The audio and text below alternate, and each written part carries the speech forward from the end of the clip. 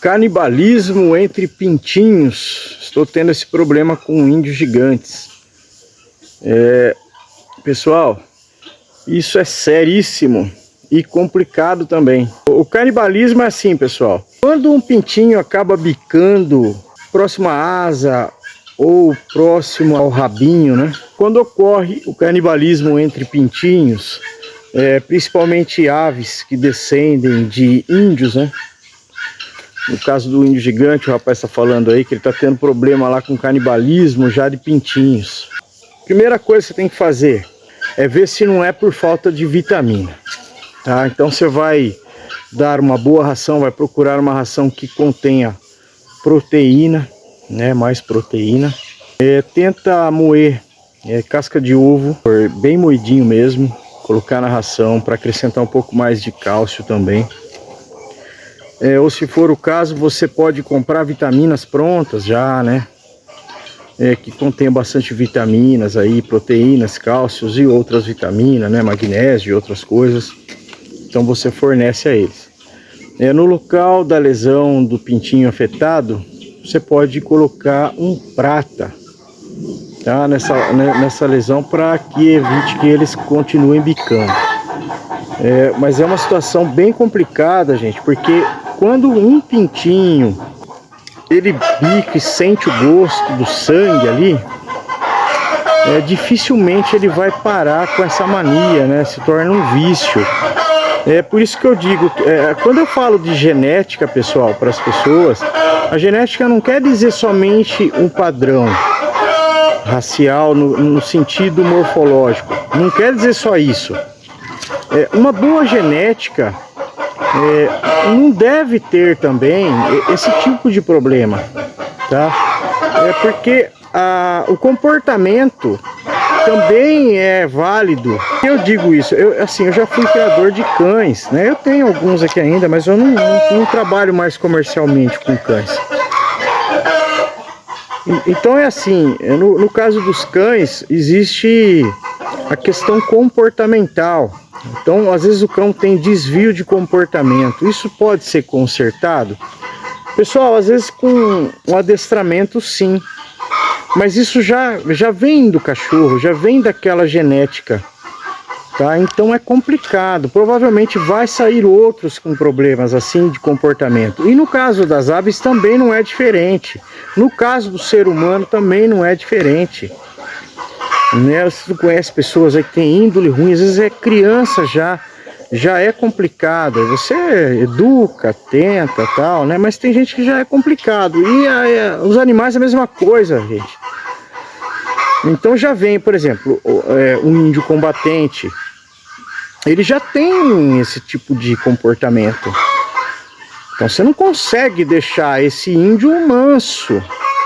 Já é do comportamento dele. Se colocar ele com outro galo, ele vai brigar, né? Eles não param, né? Um pitbull com desvio de comportamento também vai ter isso. Então, no índio gigante ou outras aves não é diferente. É que são mais mansas outras aves, no caso. Mas se tem esse tipo de desvio de comportamento, que eu considero já um desvio de comportamento, é complicado.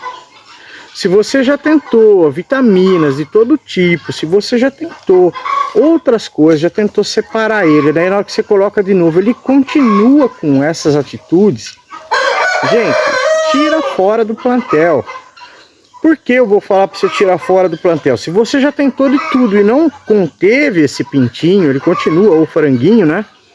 Que geralmente isso se dá aí depois dos 30 dias, né? No caso de índio gigante, que pode acontecer, né? De dar esse tipo de problema, que eu considero assim uma coisa pior até do que doença. Porque se torna um vício que o pintinho não para mais.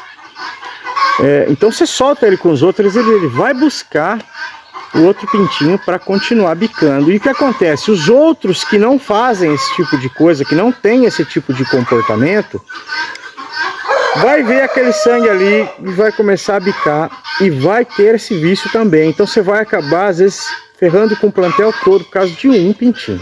O que eu faria? Eu ia tentar todos os meios antes de tirar esse pintinho do plantel, tá?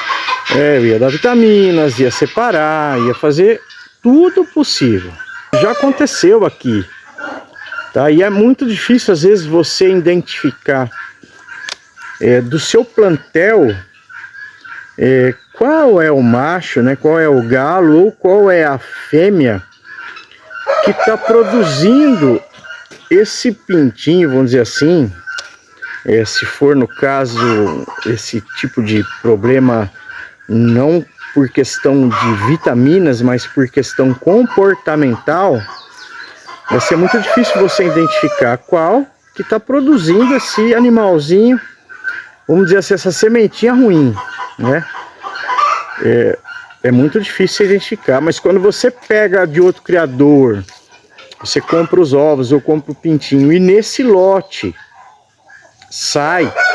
separa esse pintinho, tenta levar ele até a fase adulta separado dos demais e vai soltando conforme vai passando o tempo, que às vezes ele perde esse vício, tá? Não tô pedindo para você pegar e sacrificar o pintinho, não é isso, tá, pessoal?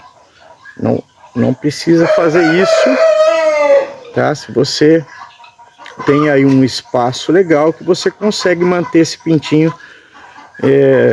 separado, porque às vezes ele passa essa fase e não faz mais isso. Mas se é uma coisa insistente, gente, é muito difícil isso aí, tá? Esse tipo de coisa. Porque existe o canibalismo, às vezes por falta de vitamina, né? E existe o canibalismo por comportamento, né? Às vezes é dessa ave, tá, pessoal? Então é muito complicado. Tem muita gente aí que vai falar, tá falando besteira, tá falando, não, gente. É assim, eu crio há muito tempo, né? Entendeu? Então a gente sabe que às vezes tem jeito e às vezes não.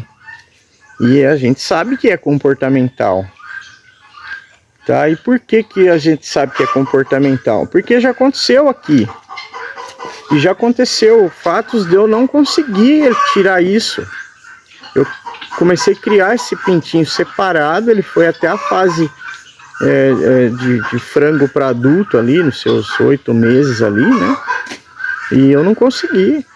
Eu tirava ele, colocava com os outros e ele voltava a fazer mesmo adulto, tá? Foi um frango que eu tive que abater, né? Porque eu tentei demais, não consegui. Realmente era um bicho ruim, assim, que não tinha condições, entendeu? E aí os outros viam, eu tava perdendo os outros, porque eles estavam viciando nisso, e eles atacavam um pintinho, às vezes um frango, um outro frango, ou até franga, e ficavam fazendo isso, e aí juntavam um monte, aí até que ia matando, né, as outras aves.